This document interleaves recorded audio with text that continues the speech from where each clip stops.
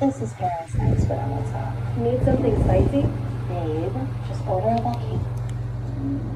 This is the reason why that video that I don't know if I just posted it because I haven't posted it yet. So maybe by the time this one posts, that video will be currently uploading. But I mentioned in that video about not doing to someone what they do to you related to relationships, and I also mentioned the importance of absence when you're not being treated right.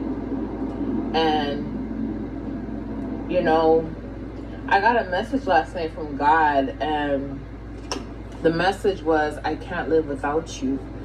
And he was advocating on someone's behalf. Okay, so this is like a person that understands your value, that understands who you are as a child of God. And they also understand their love for you. They understand their love for you. And in the video that I'm uploading right now, if it hasn't already been posted, I mentioned that when you're not being treated right by a man or a woman, the best thing you can do is remove yourself and let them feel your absence. That's the best thing. And not to give in, not to be hot and cold with them and, you know, back and forth on this hamster wheel, but literally sticking to your values and saying, okay, I'm done with you, and removing yourself from the situation despite how much you love them, right? Because eventually when they start to, if they're not willing to change and they start to interact with other people, and then they start to, you know, continue on their toxic ways, they're gonna realize that there's no one really truly out there like you. They're gonna realize they can't find anyone that's loyal, especially with the types of men and women out here nowadays. It's very hard to find a good person, like I mentioned in the other video. So this will eventually be a revelation to them. And I also mentioned in the other video that Uncle Tony Gaskins and Uncle R.C. Blake said the same thing. Like when you're a good woman and you remove yourself from someone that's not treating you right, your absence will let them know, and that will be the revelation they get, as in if you're truly their wife or not. And that's usually when men actually start to reflect on their actions, the things that they do, and then they start moving towards God, because it's like, man, like, what do I have to do to change to be a better person? Do you get what I'm saying? So I got this message last night, and the message is, I can't live without you. And this is someone that's realizing that it's going to be very hard to live without you. And they know that in order for them to live with you, they have to make some changes. But this person has received their revelation. And this is confirmation for whoever resonates with this. Okay?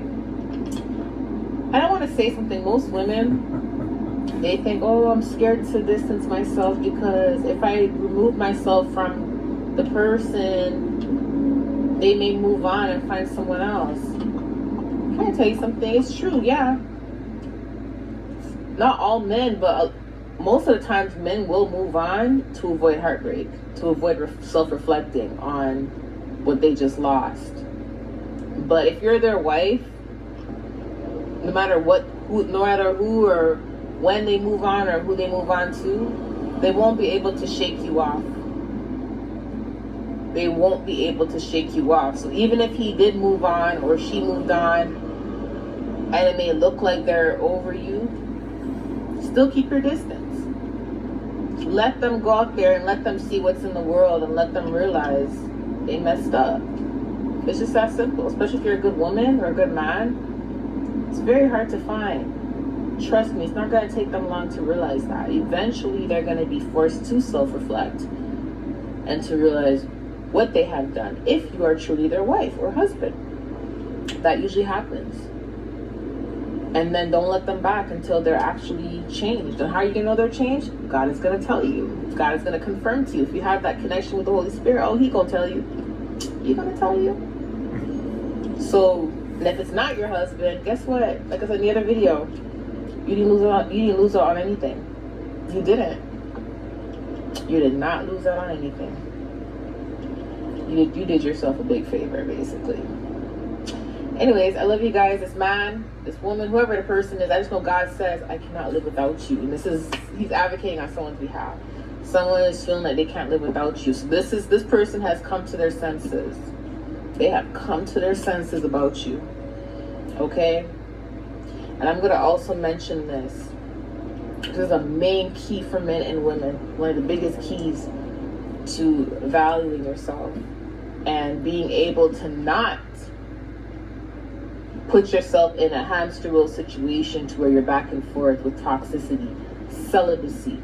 Once you are celibate, and once you are celibate for a good amount of time, in the beginning it's going to be hard. You're going to be like, oh man, I'm so tempted, etc., etc. But once you're celibate for a good amount of time, as in like, let's just say a year, 2 years, 3 years, 4 years, 5 years, once you're celibate for a good amount of time, it's not going to be hard to resist temptation. And trust me, you're going to be so careful as to who you even allow in your presence. The clarity you're going to receive is going to be out of this world. Okay? So, anyways, I love you guys. I'll talk to you soon. Bye.